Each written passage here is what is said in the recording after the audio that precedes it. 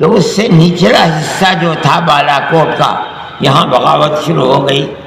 بغاوت کرنے والے مسلمان نہیں تھے، وہاں جنگ ہوئی اور اس جنگ کے اندر دونوں کے دونوں شہید ہو گئے۔ آج بھی بہاولپور ان کا مزار ہے بالا کوٹ کے اندر، اگرچہ میں وہاں کوشش کے باوجود نہیں جا سکا، لیکن میرا جی چاہتا تھا جب میں جایا کرتا تھا جوان تھا پاکستان کہ میں ان کے قبر کے اوپر جاؤں، میں نہیں جا سکا۔ لیکن وہ قبریں میں نے سنا ہے کہ آج بھی موجود ہیں، یہ ہمارے آباء و اجداد کی تاریخ ہے۔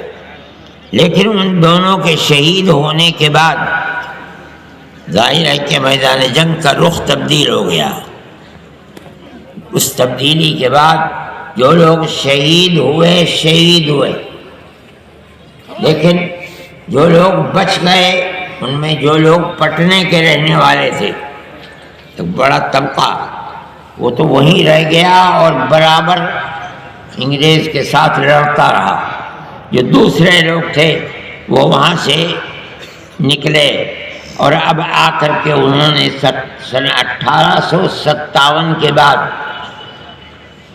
دلی کو اپنا مرکز بنایا۔ سن 1857 نہیں، سب سے پہلے جو جنگ ہوئی ہے 1832 بہاولپور، جب وہاں شکست ہو گئی بالا کوٹ کے میدان میں، وہ لوگ بھاگے 32 سے اور آ کر کے 57 تک وہ جمع ہوئے۔ انہوں نے ہندو اور مسلمانوں کو آزادی وطن کے لیے جمع کیا۔ یہ آپ کی تاریخ ہے۔ اور پھر سن 1857 میں بغاوت کی۔ اس کے اندر ہمارے اکابر حضرت گنگوہی، حضرت نانوتوی، ان کے پیر و مرشد حضرت مولانا حاجی امداد اللہ صاحب مہاجر مکی، مولانا منیر الدین صاحب، یہ لوگ اس کے ہیرو تھے۔ ایک جگہ تو انہیں کامیابی مل گئی، شاملی کے اندر مار دیا، بھگا دیا اور توپ خانہ لے کر کے آ گئے۔ لیکن انگریز نے اپنی طاقت اپنے بلبوتے پر نہیں، بلکہ ہندوستان کی وہ قومیں، وہ لوگ جو ان کے ملازم تھے، نمک خوار تھے، ان کو سب کو آگے کھڑا کر دیا۔ سن 1857 کے اندر بھی بہت قتل و غارت گری ہوئی، لوگ جانتے بھی نہیں ہیں۔ میں پرسوں نرسوں مراد آباد میں تھا، میں قبرستان ہے وہاں گنج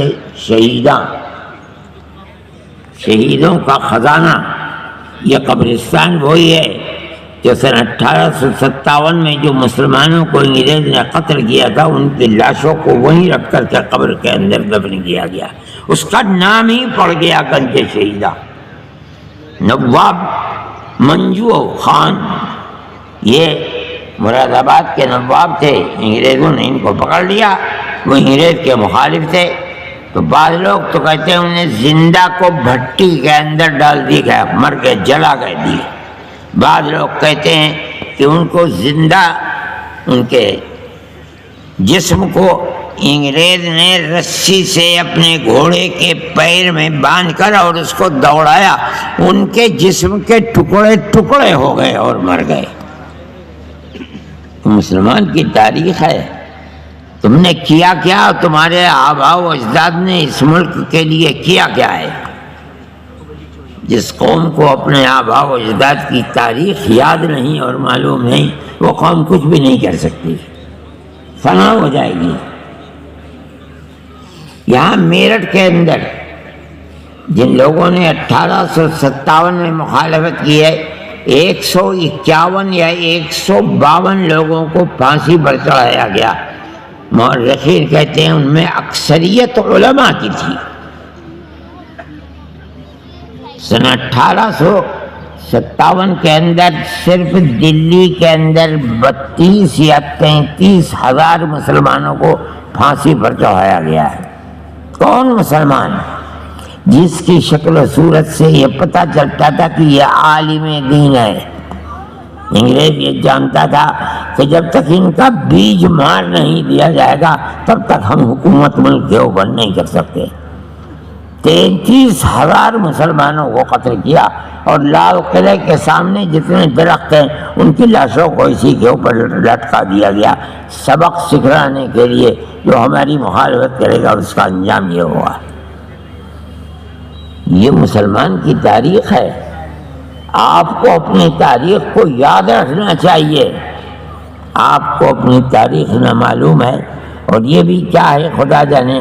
اس زمانے کے اندر چونکہ وہ انگریز کا زمانہ تھا، اس لیے دارالعلوم دیوبند کی بنیاد رکھی گئی۔ اس کے نظام تعلیم اور نصاب تعلیم کے اندر مسلمانوں کی آزادی ملک کے لیے جو تاریخ ہے نصاب تعلیم میں وہ تاریخ نہیں رکھی جا سکی، اس لیے کہ 1866 کے اندر دارالعلوم آباد ہوا، قتل و غارت گری کے دروازے کھلے ہوئے تھے۔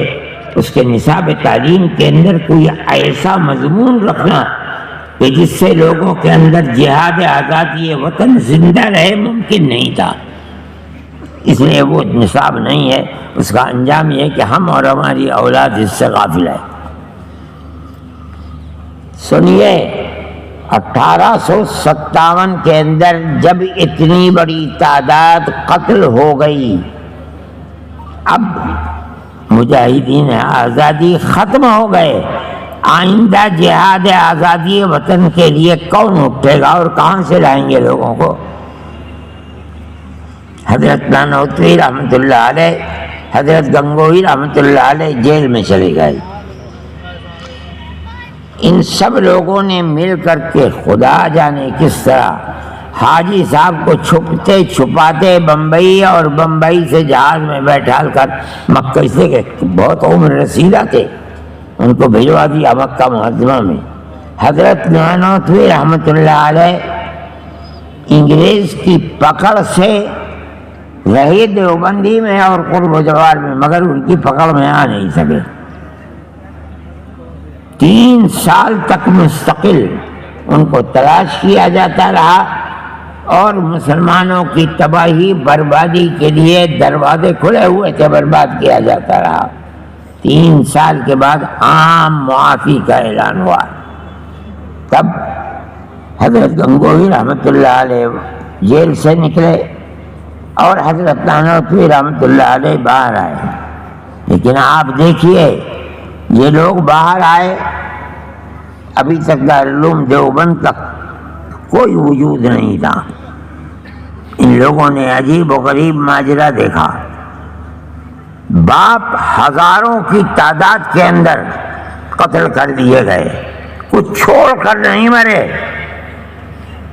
ماں اپنی عزت و ناموس کی حفاظت کیے ہوئے گھر میں بیٹھی ہے، گھر میں کھانے کے لیے کچھ نہیں ہے، اپنے بچوں کو باہر نکالا، بیٹا بھیک مانگ کر کے لاؤ، جو کوڑی 2 کوڑی پیسے 2 پیسے مل جائیں اس سے اپنا اور ہمارا گھر والوں کا پیٹ بھرے۔ اس صورتحال کے اندر مسلمان نے 1857 کے بعد اپنی زندگی گزاری۔ کیا مطلب ہے اس کا؟ سمجھو، جب آزادی ملی اور آئے تو اس چیز کو دیکھ کر یہ نہیں ہوا کہ بیٹھ جاتے اپنے گھر کے اندر یا ہندوستان چھوڑ کر کسی دوسرے ملک میں چلے جاتے، یہیں رہے۔ اور عجیب و غریب ماجرا دیکھا کہ چرچ کے لوگ انگریز باہر ہیں اور وہ بچے کے ہاتھ کو پکڑتے ہیں جو بھیک مانگ رہا ہے، اور اس کی ماں سے کہتے ہیں یہ بچہ ہمیں دے دو، ہم اس بچے کو مفت کھلائیں گے، پلائیں گے، کپڑے دیں گے، رکھیں گے، کھانا دیں گے، اور اس کو پڑھا لکھا کر کے ملازمت دیں گے، اس ملازمت کے بعد یہ اپنا پیٹ بھی پالے گا، تمہارا پیٹ بھی پالے گا۔ اور ماں مسکین جس کے پاس کچھ بھی نہیں ہے وہ اس بچے کو انہیں دے دیتی ہے۔